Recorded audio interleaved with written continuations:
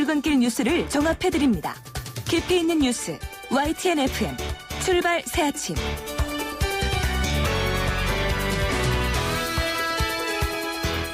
신율의 출발 새아침 3부 순서 시작합니다. 오늘도 여러분들의 의견 기다리고 있습니다. 유료 문자죠. 짧은 문자 50원, 긴 문자 100원의 유료 문자 샵 0945로 여러분의 의견 보내주시면 오늘도 방송 중에 여러분의 의견 반영하도록 하겠습니다. 샵 0945로 여러분의 의견 기다립니다. 자, 신율의 출발 새아침 3부 순서 먼저 광고부터 들으시죠.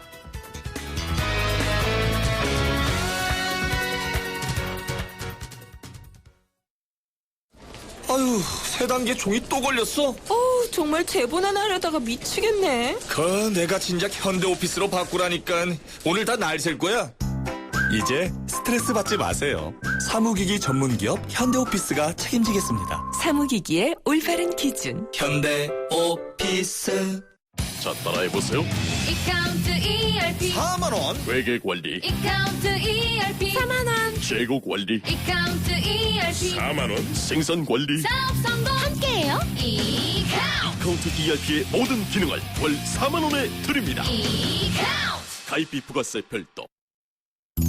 1644 대리운전 1644 킥서비스 꼭 배달도 1644 1644 불러보자 대리운전 킥서비스 1644 불러보자 꼭 배달도 1644 1644 대리운전 킥서비스 꼭 배달 불러보자 1644 1644 페이스 도루코 면도기 도루코 페이스 면도기 페이스 안전하고 부드러운 대한민국 면도기 안전하고 부드러운 면도 그 이상을 경험하세요.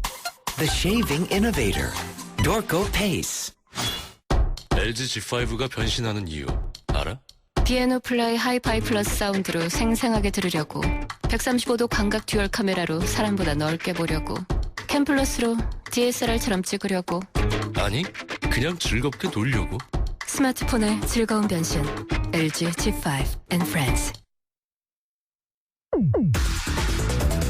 송곳 같은 말, 허무한 말, 우리가 주목해야 될 말을 전해드립니다. 왁자지껄, 말.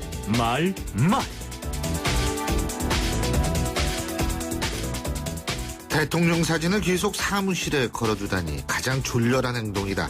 대통령을 무시하는 것을 넘어 조롱하는 것이다. 무소속 유승민 의원이 선거 사무실에 박근혜 대통령의 사진을 걸어둔 데 대해서 새누리당 조원진 원내수석 부대표가 한 얘기입니다. 이런 걸 보면 갈등을 봉합하고 총선 체제로 전환한다는 당 지도부의 선언이 무색해집니다. 친박과 비박 간의 갈등은 불시의 수준을 넘어서 아직도 활활 타오르는 현재의 문제라고 생각을 할 수밖에 없는데요.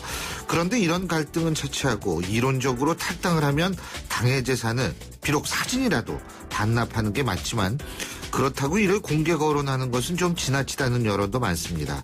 분명한 건 이럴수록 유승민 의원이 핍박받는 모습으로 비춰질 가능성이 높아지고 그렇게 되면 견제 의도와는 다른 방향으로 여론이 흐를 수도 있다는 점 친박들은 생각해야 할 겁니다.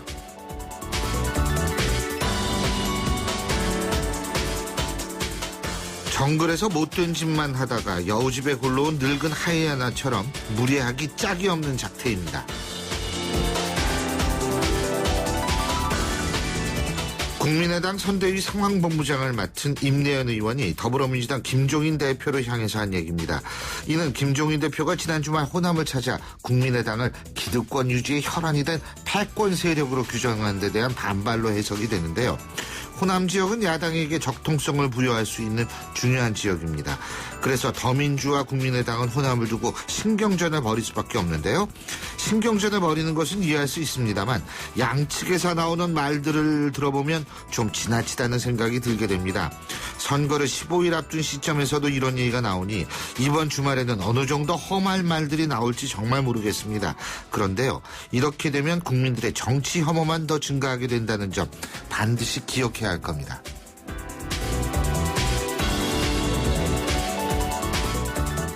제가 비록 경제부총리는 그만뒀지만 그래도 전관예우라고 친한 공무원이 수두룩합니다.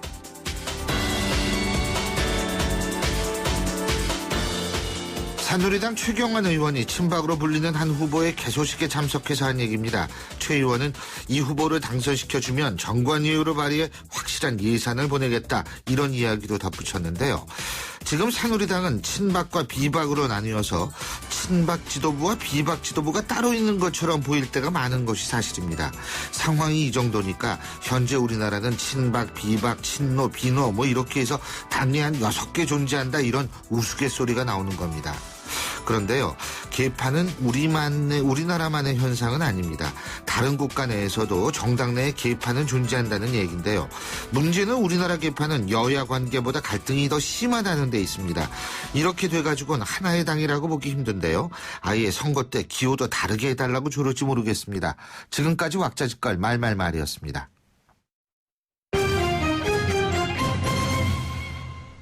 경제 뉴스 알아보겠습니다. 최요한 경제평론가 전화 연결하죠. 안녕하십니까? 예, 안녕하십니까. 최요한입니다. 예, 비리 의혹에 연루돼서 재판에 넘겨진 정동화전 포스코건설 부회장 말이에요. 예. 베트남 고속도로공사 하도급 업체를 정하는 과정에 개입했다, 지금 이런 증언이 나왔다 그러네요. 예, 그렇습니다. 서울중앙지법 형사 합의 23부 심리로 어제 열린 정 전 부회장에 대한 첫 공판에서 증인으로 출석한 박모 전 포스코건설 상무, 이렇게 진술했죠. 정 전 부회장에서 특정 업체에 하도급을 주라는 지시를 받았다. 이 박상무가 2009년부터 2013년까지 현장에서 베트남 고속도로 건설 사업 현장 소장하고 담당 상무를 했었거든요. 예. 포스코는 원래 H사에 포장공사를 맡기고 H사가 다시 W사에 재하도급을 주는 걸 형태로 사업을 이제 검토했었는데, 정 전 부회장이 아예 H사 줄 거 없고 W사 직접 줘라, 이렇게 얘기했대요. 예. 근데 문제는 이 W사는 당초 주 사업자의 H사보다 시공 능력 기준으로 10분의 1, 매출 기준으로 50분의 1 부족했다라는 것이죠. 그럼에도 불구하고 사업을 또 따냈다는 겁니다. 예. 박 전 상무는 자신이 그 W사에게 사업을 맡긴 거에 대해서 당시 예산이 나오는 게 중요한 상황이었기 때문에 뭐 크게 손해보지 않는 범위 내에서 다른 사업체와 사업을 나눠서 맡겼다, 뭐 회사에 손해를 끼친 내용이 아니었다라고 얘기했지만 아무래도 정상은 아니죠. 어쨌든 정 전 부회장이 2009년부터 13년까지 회사 돈 385만 달러, 우리 돈으로 44억 5천만 원 비자금을 조성한 혐의로 재판에 넘겨진 건데요. 정 전 부회장은 비자금 조성 잘 모른다라고 거부했으니까 앞으로 재판을 통해서 알려지겠죠. 예. 주식시장 얘기도 좀 해볼까요? 예. 지난 3년 사이에 코스피 톱10의 변화가 많았다고 그러는데 어떤 변화가 있었다는 얘기예요? 예, 삼성전자를 비롯한 주요 기업의 시가총액이 줄줄이 내림세를 나타냈습니다. 예. 그런데 최근 수년간 시총 톱10 종목 지정돼 큰 변화가 있었다는 거죠. 그 한국거래소에 따르면 2013년에 1186조 원이었던 코스피 시총이 이달에는 1264조 원으로 4년 연속 증가세를 보였습니다. 근데 코스피는 외형이 이렇게 커진 것과 달리 대형주 같은 경우는 실적 부진은 오히려 시총이 감소했다는 것이죠. 예를 들어서 그 시총 부동의 1위인 삼성전자 같은 경우는 2013년 말에 202조 원 정도였는데요. 이번 2015년 15년에는 8.19% 줄어든 815조 원. 185조 원이라는 거죠. 굉장히 많이 줄어들었죠. 현대시장 더 상황이 좋지 않습니다. 2013년 52조 원이었는데 지금 33.1%나 감소했어요. 34조 원 기록했다라고 하고요. 순위도 많이 빠졌습니다. 현대모비스가 3위에서 5위, SK하이닉스가 5위에서 9위, 네이버가 6위에서 10위 등으로 시총 규모가 크게 줄면서 순위도 하락했고요. 단 유일하게 한국전력이 2013년 말 22조 3천억 원 규모에서 현재 37조 8천억 규모로 69% 증가해서 순위 2위입니다. 예, 그렇군요. 그리고 작년 7월부터 담보가 없어도 기술력이 있으면 대출을 받을 수 있는 기술금융대출 제도가 시행되고 있는데, 근데 이게 정작 말이에요. 이 산업단지에 있는 수출 중소기업들 같은 경우에는 이 제도를 좀 신뢰하지 않는다 그러네요. 그러네요. 제 주용한 산업통상부 장관이 이제 찾아가는 수출 지원이라는 행사를 많이 하는데요. 여기 나오는 중소기업 CEO들이 매번 살려달라. 예. 아우성이랍니다. 그러니까 은행 문턱 높다. 수출 기업에 대한 지원을 확대해달라. 수출 계약으로 대출 받을 수 있게 해달라. 이렇게 요구를 한답니다. 예. 지금 지난 2월 기준으로 은행에서 기술금융으로 대출된 자금 무려 지금 64조 8천억 원에 달하지만 예. 여전히 상당수의 중소기업들 이 제도에서 소외되어 있다 이런 느낌이 드는데요. 지금 1월, 2월 계속 3월까지 이제 수출이 내림세지 않습니까? 예. 산업부가 이제 떨어지는 수출액을 최대한 끌어올리기 위해서 각종 지원책 내놓고 있지만 이런 정책까지 기업들에게 제대로 전달되지 않는다라는 거죠. 그 지원 대책이 아무리 좋아도 시장에서 작동하지 않으면 무용지물이기 때문에 그렇죠. 정부가 제도를 이제 만들어 놓고 홍보를 통해서 한 건 아닌가 예. 이런 생각도 들고요. 앞으로 기술력 있는 수출 기업이 담보 없어서 은행 대출 못 받았다. 이런 말 없었으면 좋겠네요. 예. 그리고 국내 금융시장이 이 저금리 그리고 저성장 여파로 좀 굉장히 힘들잖아요. 그죠? 그렇죠. 그래서 뭐 예대금리 차이가 이제 줄어들고 이래서 힘든데 그래서 이제 이 타겟책으로 뭐 이 부동산 투자 자문업 뭐 이런 거 가지고 이제 그 개척을 하고 있는 모양이에요. 예, 그렇습니다. 틈새 시장, 새 먹거리를 찾았고 여기에 적극 나선다는 이야기인데요. 예.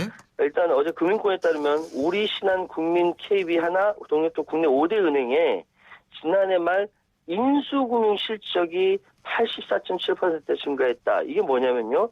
인수금융이라는 거는 기업의 인수합병에 필요한 자금을 대출해서 이자를 통해서 수익을 올리는 걸 의미합니다. 그러니까 그 자금이 좀 있으니까 예. 그걸로 인수금융 시장을 적극 파고든다는 건데 특히 신한은행과 우리은행이 짭짤한 재미를 보고 있다고 하네요. 예. 작년에 홈플러스 같이 큰 기업이 이제 M&A 나와서 이렇게 인수금융 대출이 커졌는데요.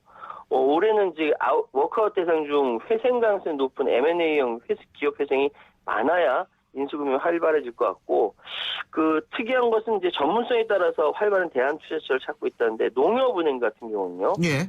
2001년부터 교회 신축, 증축 여기에 돈 빌려주고 이자를 통해서 수익을 받는 미션 대출을 통해서 수익 모델을 다양한답니다. 예. 이 교회 건물과 토지가 담보되기 때문에 굉장히 안정적이라고 하고요. 예. 취업중앙회 같은 경우는 미국 댈러스에 있는 그 상업용 오피스텔 건물에 다른 기관 투자가와 6곳과 함께 투자하는 것을 검토 중이라고 하니까 은행도 그냥 가만히 앉아 있어서 영업은 못 돈 한다는 받고 거죠. 돈 빌려주고 그냥 이자 받는 시대는 지났다. 그죠? 그렇죠. 예, 알겠습니다. 오늘 말씀 잘 들었습니다. 고맙습니다.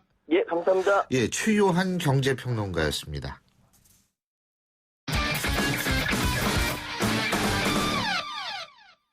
스포츠 소식 알아보겠습니다. 최동훈 스포츠 평론가 연결하죠. 안녕하십니까? 예, 안녕하세요. 예, 프로야구 개막이 사흘 앞으로 다가왔는데 어제 프로야구 10개 팀 감독들하고 선수들이 참가한 미디어데이 행사가 열렸네요. 예, 그렇습니다. 과거에 우리가 뭐 기자회견이라고 했던 얘기들을 요즘에는 이 미디어데이라고 얘기를 하는데요. 요새 뭐 그런 거 많아요. 뭐 정치 뭐 하는 것도 그냥 콘서트 뭐 다 이런 거 붙이잖아요. 예. 이 프로축구에서는 전북 현대가 공공의 적인데요. 이 프로야구에서는 NC 다이노스가 공공의 적으로 떠올랐습니다. 예. 그만큼 이 전력이 강하고 이 견제를 받는다는 뜻이거든요. 예. 어제 미디어데이에서 이 감독들 이 공통적으로 NC를 올 시즌 최강자로 지목을 했고요. 이 NC가 이 가을 야구한다, 이 포스트 시즌에 진출한다. 여기에 대해서는 이견이 없었습니다. 예를 들면 이 지난해 그 한국 시리즈 우승팀이죠. 두산의 이 김태형 감독 2회 연속 우승이 목표라고 얘기하면서 삼성과 NC가 경쟁자라고 얘기를 했고요. 또 이 삼성의 류중일 감독 모든 팀들이 비슷한 전력이다 이렇게 평가하면서도 NC가 전력이 상승했다 이렇게도 얘기를 하는 겁니다. 그러니까 뭐 NC의 이 김경무 감독 좀 살짝 부담스러울 수도 있겠는데 이 모든 팀들이 5강 후보라고 얘기하면서 끝날 때까지는 아무도 모른다 이렇게 좀 살짝 몸을 낮추기도 했습니다. 예, 그렇군요. 임창용 선수 어제 기아 유니폼 입었죠? 그렇죠? 예. 이 기아가 올 시즌에 이 선발 투수로만 보면은 리그 최강이다 이렇게 얘기할 수가 있거든요. 마땅한 마무리 투수가 없어서 고민이 많았던 겁니다. 그러다가 결국에 이 마무리 투수인 임창용 선수를 영입해서 고민거리를 한 방에 해결했습니다. 근데 분명히 여론의 부담이 좀 있었겠죠. 근데 그럼에도 불구하고 임창용 선수 영입한 거 이게 그만큼 기아가 급했다라고도 볼 수가 있겠고요. 임창용 선수가 원래 이 광주 출신이거든요. 이 95년에 해태 타이거즈에 입단을 했다가 해태 타이거스 예. 98년에 삼성 라이온즈로 트레이드가 된 겁니다. 그러니까 다른 팀보다는 기아가 일종의 이 18년 만에 고향팀 복귀 이런 좀 명분 정서적으로 접근해가지고 이 원정 도박에 대한 이 여론의 부담을 좀 홈팬들을 설득하기에 좀 유리한 입장이었다 이렇게 좀 말씀드릴 수 있죠. 오래 했네요. 해태 타이거스 얘기 나오는 거 보니까. 예. 임창용 선수가 복귀하면서 윤성환, 안지만 선수의 복귀도 다시 수면 위로 떠오르겠네요, 그러면. 예, 그렇죠. 예, 삼성으로서는 이 불감청 고소원이라고 말씀을 드릴 수가 있는데, 이제 삼성은 먼저 말도 꺼내지도 못하고 좀 소가리를 많이 했던 부분입니다. 왜냐하면 윤성원 선수가 지난해 17승이나 올렸던 선수거든요. 안지만 선수는 불펜의 주축 투수였었고요. 임창용 선수가 이 기아에 입단하게 되면서 결국에는 이 윤성환, 안지만 선수도 이번 시즌에 이 삼성에 복귀할 것으로 예상이 되고 있거든요. 다만 좀 여론이라는 부담이 있는데 이미 임창용 선수가 기아 유니폼 입게 됐으니까 삼성도 어느 정도는 여론에 대한 부담은 벗어났다고 보고요. 그래서 어제 류중일 감독이 고민하고 있다 이렇게 얘기했습니다. 고민한다는 거는 이 윤성환, 안지만 두 선수의 개막전 엔트리 합류도 고민하고 있다 이렇게 얘기를 했습니다. 그렇군요. 자, 이번엔 축구 얘기인데 말이에요. 올림픽 대표팀 알제리하고 했는데 이겼죠. 예, 어제 알제리와의 평가전에서 3대 0으로 승리를 했습니다. 1차전 2대 0, 어제 2차전 3대 0 승리인데요. 이창민 선수의 결승골에 이어서 문창진 선수가 2골을 뽑아냈고요. 이 문창진 선수 이 2경기 연속 골이자 2경기에서 3골을 기록했습니다. 이 전반 초반에 알제리에게 밀렸거든요. 그러다가 전반 22분에 결승골이 터지면서 경기 흐름을 뒤집었는데 후반에 승부수로 교체 투입된 문창진 선수가 골을 뽑아냈다는 점, 그리고 이 초반에 흔들린 경기를 결국에는 뒤집어서 승리했다는 점에서 이 올림픽 대표팀 어제 경기 아주 훌륭했다고 봅니다. 예, 그렇군요. 다행입니다. 그래도 지난번에 그 대표팀은 태국하고 경기에서 조금 실망했던 점들이 많은 것 같은데. 예, 그랬죠. 자, 여자 핸드볼 우승순위 다시 시전되는 모양이에요.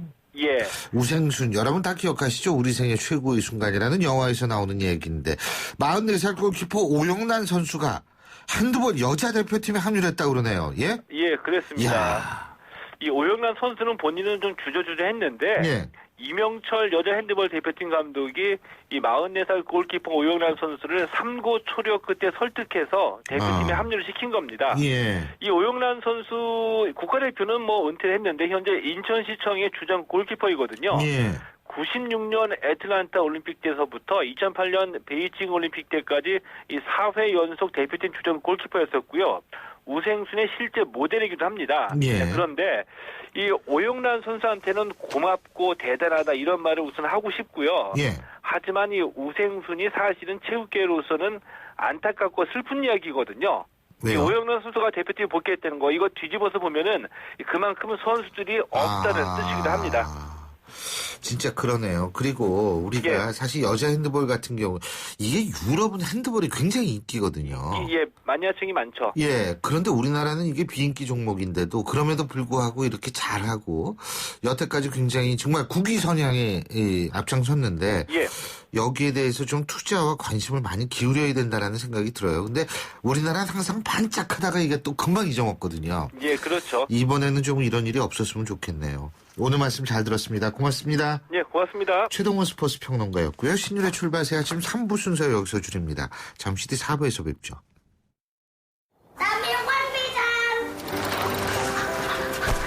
학교를 향해 누아는 페달을 밟는다.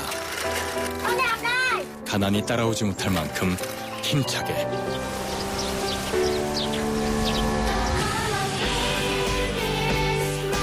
후원이 끝나도 마을 스스로 아이를 돌보게 만드는 월드비전 자립마을 프로젝트. 진정한 후원은 후원이 끝나게 하는 것입니다. 후원 문의 1688-3570 1688-3570 진정한 후원을 생각합니다. 월드비전. YTN 라디오 캠페인 더 가까이. 안녕하세요. 한국환경공단 이사장 이시진입니다. 사무실에서 A4 용지 많이 사용하시죠? 이는 A4 용지의 반이 재활용되지 못한다고 합니다. 버려진 종이를 쌓아 올리면 63빌딩 700개를 연결한 것과 같은 높이라고 하니 어마어마합니다. 이면지를 활용한 것도 좋지만 애초에 종이를 덜 쓰는 것도 좋은 방법입니다. 우리나라 직장인 한 명당 1년에 500개의 종이컵을 사용하고 있습니다. 나무 120억 그루가 종이컵 때문에 사라지는 겁니다. 각자 개인 머그컵이나 텀블러를 사용해 보시는 게 어떨까요? 한 명만 머그컵을 사용해도 1년에 소나무 한 그루가 안 뽑힐 수 있다고 합니다. 나무 사랑은 더 가까이, 종이 낭비는 저 멀리. 종이를 아껴 쓰는 습관을 기르세요. YTN 라디오 캠페인 더 가까이 한국환경공단과 함께합니다. 사장님, 성악가 김동규 씨네 집 바닥재 좋던데 우리 집도 똑같은 걸로 해줘요. 아, 요즘 떠오르는 바닥재 스타 강마루. 스타일 좋고 습기 열 긁힘에 강하니까 오래 사용하려면. 그래서 스타 강마루를 하는구나. 성악가 김동규입니다. 강마루 스타는 스타 강마루. 스타 강마루. 날카로운 분석, 내일을 보는 시선. 신율의 출발 새 아침. 신율의 출발 새 아침 4부 순서, 먼저 광고부터 들으시죠. LG G5가 변신하는 이유 알아? 피아노 플라이 하이파이 플러스 사운드로 생생하게 들으려고 135도 광각 듀얼 카메라로 사람보다 넓게 보려고 캠플러스로 DSLR처럼 찍으려고 아니, 그냥 즐겁게 놀려고. 스마트폰의 즐거운 변신 LG G5 and Friends. 쑥, 우리 아파트 하나 장만할까? 정수 오빠, 요새 누가 아파트 사? 아파텔 사지. 전용률부터 남다른 투룸 3베이 아파텔 도봉 21st. 우와, 이게 오피스텔이야 아파트야? 아파텔이라고, 요 남자야. 모델하우스는 수락산역. 문의전화 1522-0055. 주식회사 대명 21. 엄마, 침대가 좁아. 이사갈 때 바꾸자. 침대가 불편해. 비싼 건데 참아. 침대 왜 사서 고생하세요? 코웨이 매트리스 맞춤 케어 렌탈하세요. 3년마다 타퍼 교체, 6년마다 새 매트리스로 업그레이드. 위생관리는 기본. 침대 이제 코웨이가 답이다. 6년 약정 기준. 봄이 왔어요. 우리 저 차태현과 5 아이들이 모여 만든 봄봄밴드.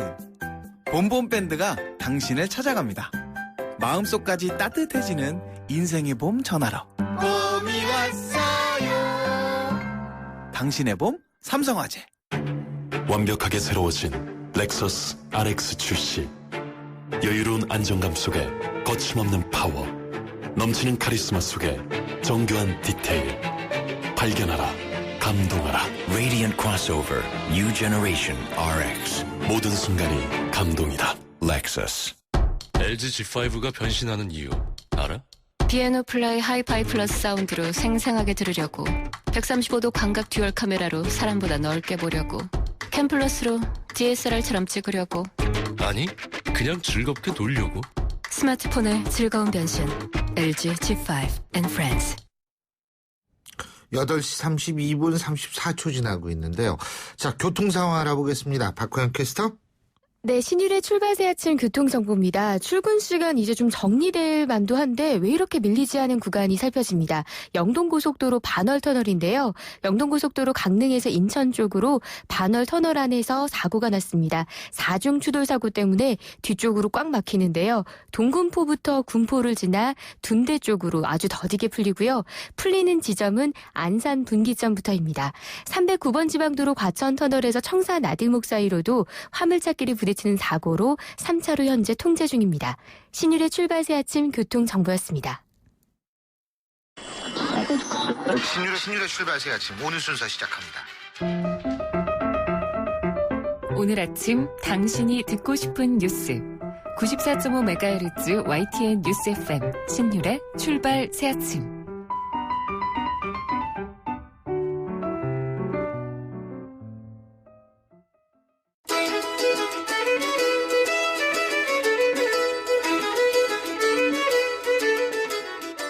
안녕하세요. 시민발언대 리포터 이혜미입니다.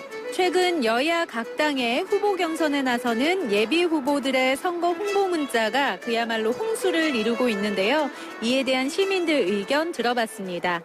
그 내보는 어떻게 알았어? 그것도 상당히 좋지 않죠. 아이, 그런 거 오면 귀찮아요. 난 지워버려. 그거 안 왔으면 좋겠지. 짜증나지. 중요할 때 나는 그래도 다행히 나이가 많으니까 그런 건수가 많지 않으니까 그런데 그 바쁜 사람들 그런 거 오면 얼마나 귀찮겠어요. 그런 거 좀 어떻게 안 하는 방법으로 좀 해야지. 문자 날라오는 것도 제가 핸드폰 등록한 적이 없는데 그런 데다가 나도 모르게 이렇게 오니까 의아하긴 하죠. 뭐 어디서 쓰는지도 모르고 제 번호 어떻게 남용된 거잖아요. 제 번호가 내 정보가 나갔다고 해도 나가면 안 되긴 하는데 그게 뭐 어디서부터 잘못된 건지 모르니까 개인정보 쉽게 하잖아요. 그리고 뭐 여기저기서 돈만 있으면 뭐 법 정한다고 해도 약간 힘들 것 같기도 해요. 막는 게. 귀찮지. 막 밥 먹을 때 하고 그냥 바쁠 때 하고 그러니까 그럴 땐 보지도 않아요. 그냥 꺼버려. 그런 건 보지도 않아요. 문자 받으면은 이거 우리 구도 아닌데도 오고 어떤 때는 그러더라고요. 그냥 무작위로 그냥 막 보내나 봐요. 막 될 사람은 되고 안 될 사람은 안 되고 자기 동네에 많이 위하는 사람이 되겠죠. 뭐 문자 안 보내도 다 알아요. 거의 하루에 한 번 이상은 오는 것 같은데요. 그 후보자 이력 같은 거 쭉 문자로 오고요. 그리고 또 공약, 아마 하게 될 공약 같은 것들이 오더라고요. 번호는 어떻게 알고 보냈나 그런 생각도 들고 싫죠. 그냥 차단을 해놔요, 그 번호는. 어떤 것들 보면 수신 거부 표시도 되어 있는데 대부분 그게 없거든요. 그러니까 뭐 수신 거부할 수 있게끔 밑에 안내를 단다든지 그럼 좀 나을 것 같아요. 뭐 아예 안 보낼 수는 없는 거니까. 그냥 스팸 문자일 거라고 생각을 하는데 기분이 좋지는 않죠. 그러려니 하고 넘어가는 것도 있는데 앞으로 더욱더 가면은 문제가 좀 더 커질 수가 있겠구나 싶은 거죠. 개인정보에 대한 법률이 강해져야 되지 않을까 싶습니다. 오늘 말씀 고맙습니다. 지금까지 시민발언대 리포터 이혜미였습니다.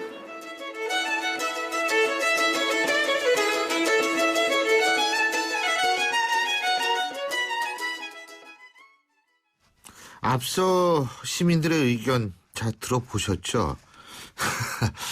이거 뭐 저도 마찬가지입니다. 근데 저는 전국 각지에서 오기 때문에 진짜 어떤 때는 정말 이러다가 돌아버리는 거 아닌가 이런 걱정이 들 때도 많은 정도로 많이 오는데요. 자, 아마 공감하시는 분들 많을 겁니다. 근데 이게 정보를 알아내서 보내는 건지 무작위로 변하는 건지 한번 이런 부분도 궁금할 텐데요. 자, 이 부분에 대해서 구태현 변호사 연결해서 좀 자세하게 얘기 나눠보겠습니다. 구 변호사님 안녕하세요. 네, 안녕하십니까. 구 변호사님도 많이 받으세요? 네, 저도 하루에 몇 번씩 받습니다. 하루에 몇 번씩 받으시죠. 근데 네네. 저는 정작 제가 사는 지역의 사람들은 저한테 안 보내고 그 후보들이 하여간 저기 전남서부터 경남 이런 데 거는 많이 와요. 저랑 네네네. 전혀 상관이 없는 건데. 네, 그렇습니다. 이거 법에 저촉되죠? 선거법에 따라서 일정한 경우에는 보낼 수 있는데요. 네. 20명 이상은 하루에 5번. 네. 그리고 20명 미만은 제한이 없습니다. 예. 네. 근데 그거는 이제 이하에게... 보내는 사람의 입장이죠. 그죠? 네, 그렇습니다. 이게 받는 사람 입장에서 볼 때 그럼 이거 신고해도 소용이 없겠네요.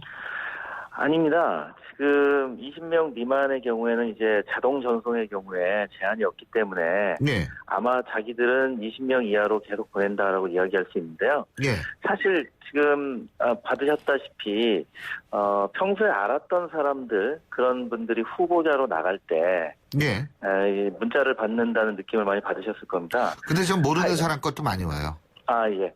그 이유가 이 개인정보를 서로 주고받으면서 그 정보를 활용하는 경우가 많기 때문이거든요. 왜냐하면 보내는 입장에서 이게 다 문자 하나당 돈이 발생하는데 수많은 사람들한테 무작위로 보낼 이유는 없습니다. 특히 이렇게 지역구를 갖고 있는 국회의원 총선거의 경우에는 너무나 문자 발송 효과가 떨어질 거란 말이죠.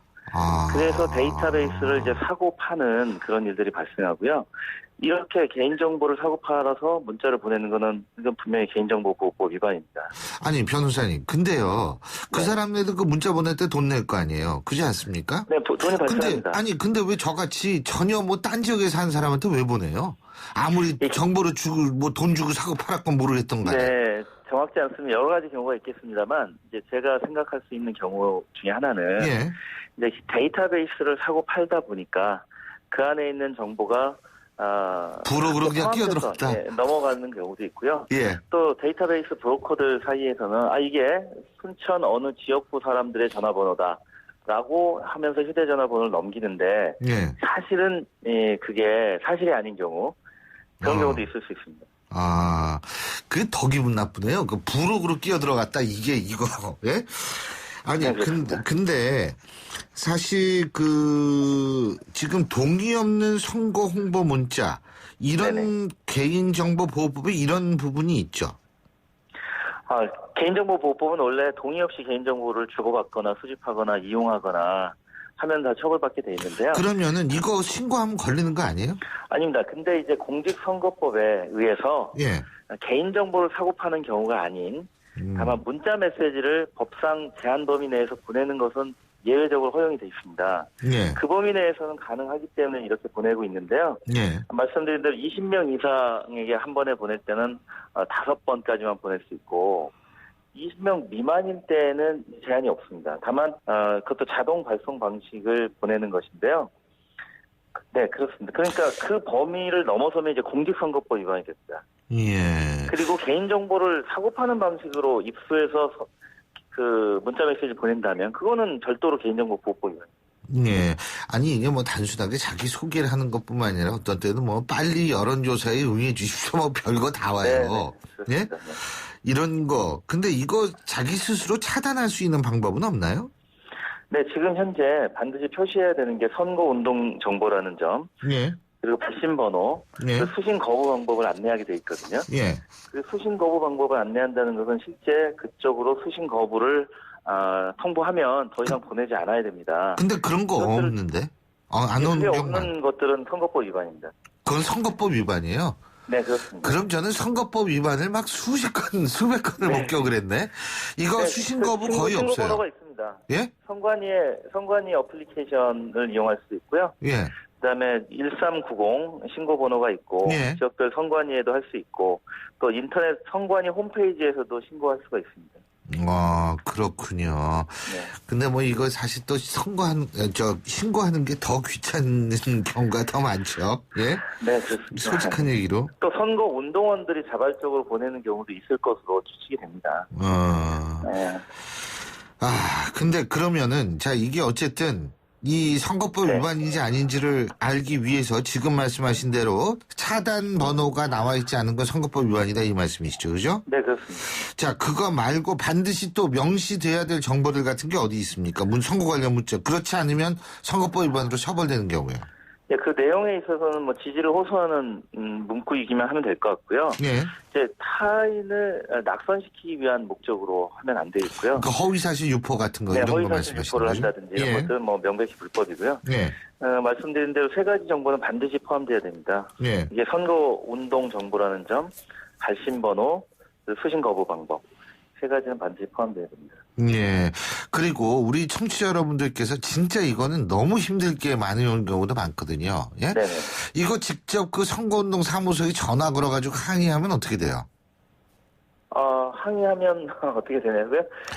그러니까 만약에 불법적인 문자를 보냈다면 아니 그 불법인지 일단 뭔지 모르는 상태에서 그냥 전화해가지고 당신네들 내 번호 어떻게 알고서 이거 자꾸 했느냐 예를 들면 이렇게 되면 그게 상대의 선거운동 과정을 침해하는 행위가 됩니까? 사실 지역구가 아닌 사람한테 앵커님께 보내오듯이 지역구 아닌 사람한테 보내는 것은 잘못 보내오는 것이고요. 예. 오히려 정확하게 지역 구민에게 보내오는 것이 이제 정말 이제 개인 정보를 활용해서 보내는 것으로 그럴 가능성이 높다. 네. 예. 저는 진짜 제가 사는 지역에서는 오히려 안 받고 딴 데서 그렇게 그래서 제가 이상하게 제가 사는 지역에서 버림받았나 이렇게 생각을 했죠. 네. 예. 알겠습니다. 근데 이게 선거철마다 반복되는데 이거 좀 근절할 수 있는 방법 없을까요?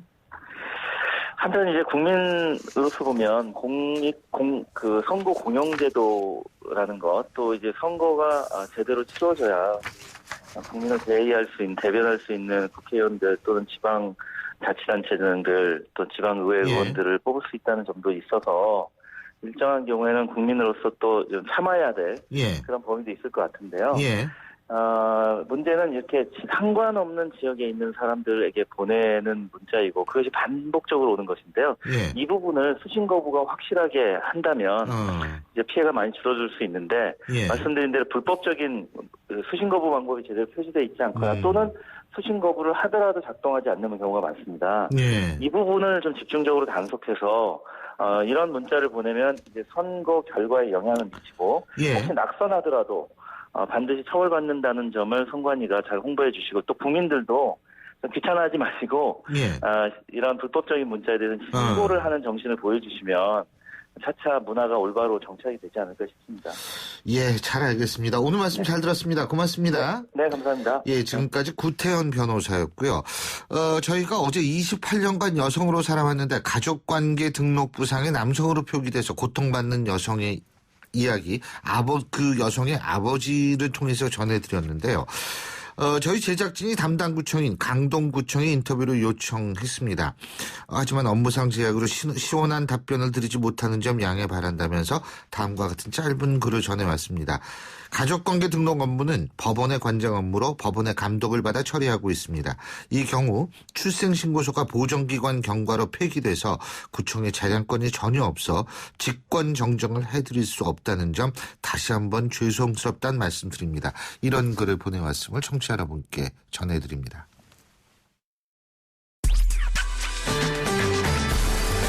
여러분은 지금 FM 94.5MHz로 방송되고 있는 신율의 출발 새 아침을 듣고 계십니다. 의견 주실 분은 짧은 문자 50원, 긴 문자 100원의 이용료가 드는 휴대전화 문자 메시지 샵 0945번으로 의견 남기실 수 있습니다.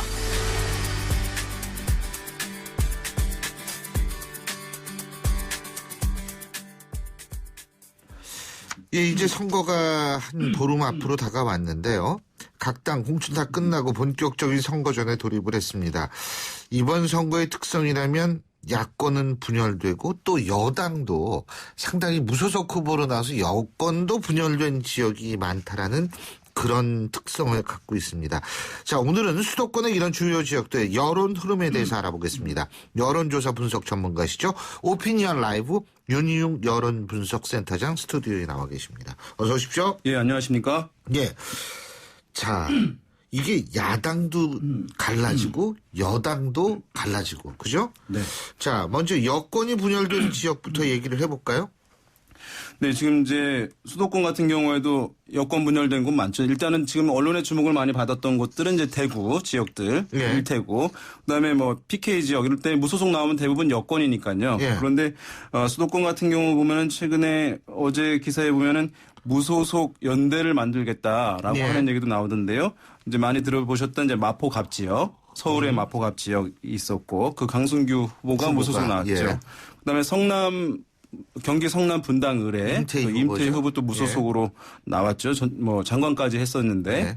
그리고 이제 인천에 안상수 전 인천시장도 했고요. 네. 이재호 의원도 있죠. 이재호 의원도 그렇는데 여기 이제 여당 후보가 없는 상황이 되어버렸으니까. 그렇죠. 무공천 지역이니까. 네네. 네. 이런 지역들이 이제 제법 이제 있는 것이어서 이전과 다른데요. 대표적인 곳을 이제 결과를 한 곳 소개를 해드리겠습니다. 이제 서울 방금 말씀드린 마포갑인데요.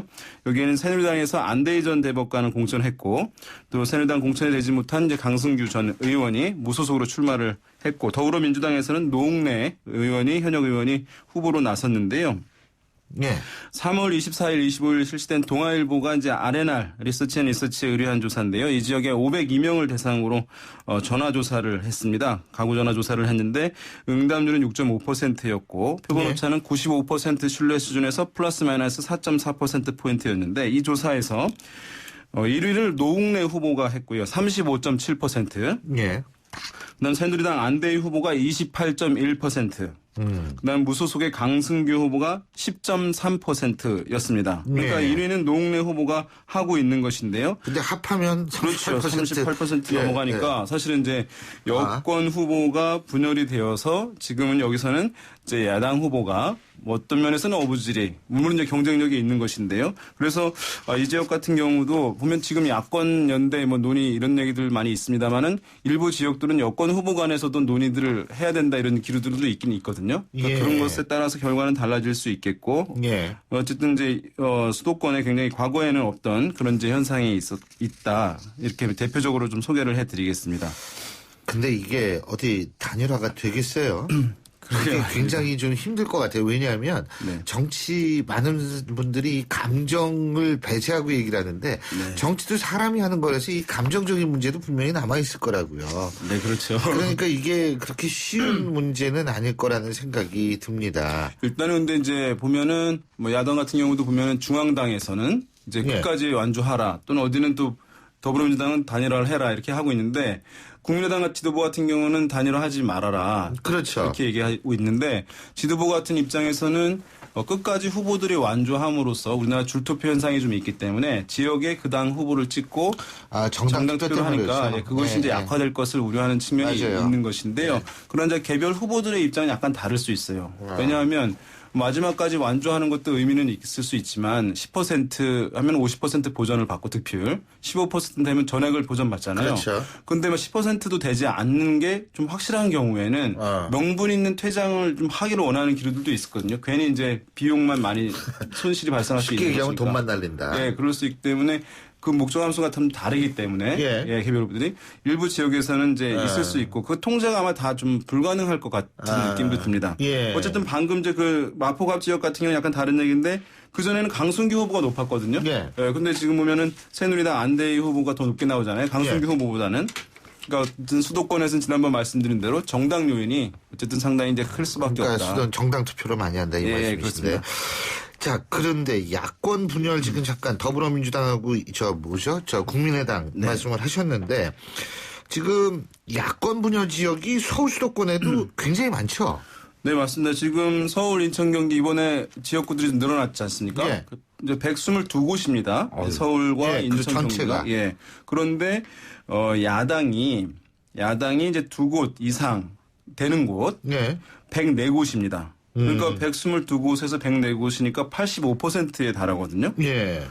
그리고 이제 지금 그거는 그 국민의당이라든가 정의당 한 명만 있는 경우 하나 더 있는 것이죠. 더민주와. 근데 더민주, 국민의당, 정의당이 세 당이 다 후보를 낸 곳들도 33곳이니까 뭐 이런 곳 같은 경우에는 이제 여당 후보가 상당히 이제 유리하고 제1야당 후보가 아무리 경쟁력 있다 하더라도 상당히 이제 만만치 않을 수밖에 없는 곳입니다. 그러면은 여기 몇몇 접전이라고 그러죠? 격전지 한 번만 알아보죠. 서울 영등포 결과를 좀 소개해드리겠습니다. 이건 3월 21일부터 23일 3일간 KBS에서 코리아 리서치에 의뢰한 결과인데요. 500명을 조사를 했고 유선 전화 똑같이 했고 표본 오차는 이제 아까 말씀드린 플러스 마이너스 4.4%였고 응답률은 10.2%였는데요. 이 조사 결과를 살펴보면 이제 여기에 새누리당에는 권영세 후보가 출마를 했습니다. 더불어민주당에서는 신경민 후보. 지난번 총선에서 이제 리턴 매치인데 권영세 후보는 이제 주중대사도 했고 또 이제 친박계로 알려져 있고 박근혜 대통령의 관계도 굉장히 상당히 강하다라고 알려져 있는데 신경민 후보는 또 야권에서 나름 이제 이미지 선명하게 남기고 있는 후보인데요. 지지율 이거 보면은 권영세 후보가 38.4%였어요. 이 조사에서. 신경민 후보는 28.2%였습니다. 그러니까 10.2%포인트를 새누리당의 권영세 후보가 앞섰는데 그런데 여기에 제3후보가 있습니다. 국민의당의 김종구 후보라고 있는데요. 12.9%를 얻은 거예요. 그러니까 방금 전에 1위 후보와 2위 후보 차이가 10.2%포인트라고 했는데 국민의당 제3후보 김종구 후보는 12.9%를 얻었으니까. 바뀔 수가 있다 이거죠. 합하면 산술적으로 본다면. 맞습니다. 그래서 이 제3후보 때문에 어쨌든 이게 격차가 1, 2 후보가 벌어지는 상황인데 야권 후보 단일화가 혹시나 이루어지게 되면 이제 1, 2위가 바뀔 수 있는 그런 상황이긴 한데요. 그것은 아까 말씀하신 대로 이제 얼만큼 될 수 있냐. 그러니까 이게 이제 통제가 좀 어렵긴 할 텐데 일단 단일화의 조건은 만들어진 것이거든요. 단일화 조건이라는 것이 뭐냐면 2, 3위 후보가 독자적으로는 승리할 수 없고 이게 제1조건이고 제2조건은 합쳤을 때는 이긴다라고 하는 확신이 들면 조건이 형성되는 건데 그런데 이제 말씀하신 것 좀 더해서 또 출마를 위해서 끝까지 가시는 분들도 있잖아요. 그렇죠. 그래서 이것이 이제 얼마나 큰 폭으로 이루어지느냐 또 그리고 얼마나 이제 원활하게 이루어지느냐. 왜냐하면 투표 용지에 그 후보가 기재되면은 마지막에 가서 이 사람이 사퇴했다 하더라도 정보가 충분하게 유권자들에 전달되는 것이 아니기 때문에 사표가 상당히 많아지거든요. 그러니까 하려면 미리 해야 되는 것인데. 그렇죠. 그런 부분들 때문에 이것이 효과가 얼마나 있을지 지금 이제 논의가 무성한 상황이죠. 그리고 또 한 가지는 뭐냐면 예를 들면 제3의 후보가 사퇴를 했다고 치더라도 그 제3의 후보를 지지했던 표들이 전부 그대로 야당한테 가는 거는 아닐 가능성이 있거든요. 제가 여당한테도 갈 가능성이 있는 거 아니겠어요? 일단은 뭐 분산되니까 어디로 가는지 모르겠지만 되게 이제 제가 쭉 지켜보니까 우리나라 이제 야권층들 같은 경우는 그 야당이 이제 어느 당을 지지하는 것보다는 어떤 보수 정치 세력에 대한 반감이 더 큰 거예요. 이분들이. 그러니까 이제 뭐 자기가 지지했던 정당 후보가 아니더라도 뭐 새누리당 후보가 아니게 되면 이제 모아지는 효과가 비교적 큰 편이라고 할 수 있고 그러니까 뭐 이런 이제 효과가 있다고 얘기하는 것이긴 한데 그런데 이번 같은 경우에 중앙당 차원에서의 전면적인 선거 연대가 지금 이제 물 건너간 상황이지 않습니까? 과거에는 이것이 하나의 캠페인이 되면서 어떤 정권에 대한 심판 기류들을 더 만들어내고 유권자들한테 정보가 중앙당 차원에서 가는 것이니까 쉽게 알 수 있는 것이거든요. 그래서 시너지 효과가 있었다고 한다면 이번 같은 경우는 지역에서 후보별로 자율적으로 이루어지는 것이다 보니까 어떤 하나의 캠페인으로서 기류를 만들어내지 못하고 있고 또 유권자들한테 정보를 충분하게 전달하는데 제약이 커요. 중앙당 차원에서 우리가 한다라고 해서 어떤 압박의 기류도 만들어낼 수 있는데 지금 지역에서 하게 되면 이것이 단일화한 것인지 아닌지 지역 유권자들이 잘 알 수가 없거든요. 그런 면에서 봤을 때는 과거에 어떤 시너지 효과가 컸던 야권 연대보다는 이제 그것에는 좀 이제 미치지 못할 가능성도 지금 이제 배제할 수는 없는 거죠. 물론 이제 분산되어서 갔을 때보다는 물론 효과는 훨씬 더 크겠지만요. 예. 그래서 어쨌든 야권 후보 단일화, 야권 연대가 그래서 이루어진다면 뭐 좀 더 박빙의 승부가 많아지겠죠. 그럴 수밖에 없는데요. 지금 이제 어쨌든 새누리당 여당에서 공천 파동이 매우 컸다. 이제 이런 얘기하고 그러면로써 어쨌든 여당이 과반 의석이 가능하겠느냐 이런 이제 전망들도 나오긴 합니다만은 사실 그것은 굉장히 여권 성향층이 일부분에 어쨌든 제약이 있는 것이고 이거 같은 경우는 지지층이 분산돼 버리는 것이기 때문에 여전히 이제 실질적이고 결정적인 번수는 야권 분열이다. 알겠습니다. 한 2주 전부터 선거관리위원회가 이제 여론조사잖아요. 투표율. 그죠? 그 우리 윤 센터장은 여론조사 투표율 몇 %로 찍으시겠어요? 저는 이제 정치 혐오가 높기 때문에 투표율이 떨어질 거라고 전망도 있습니다만 이제 고령층이 많아지기 때문에 자연스러운 투표율 증가 현상. 그다음에 사전 투표제에 따른 이제 20, 30대 투표 증가 현상이 있거든요. 그러면 국민의당 등 선택지가 많아진 데 따른 현상 효과도 있기 때문에 아마 지난번 총선 수준인 50% 중반대는 유지될 가능성이 높다 이렇게 봅니다. 알겠습니다. 오늘 말씀 여기까지 듣죠. 고맙습니다. 네, 감사합니다. 오피니언 라이브의 윤희용 센터장이었고요. 자, 신율의 출발 새 아침 오늘 순서는 여기서 줄이겠습니다. 지금까지 신율이었고요. 저는 내일 오전 7시 15분에 여러분 다시 찾아뵙죠. 좋은 하루 되십시오. 고맙습니다.